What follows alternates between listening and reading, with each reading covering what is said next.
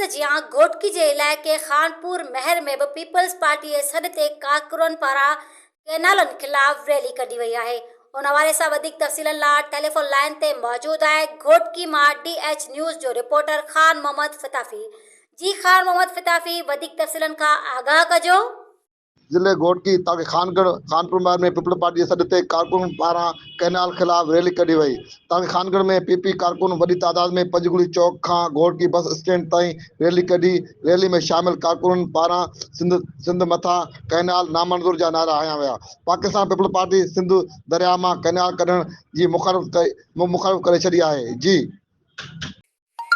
ख़ान मोहम्मद, तव्हां जी महिरबानी।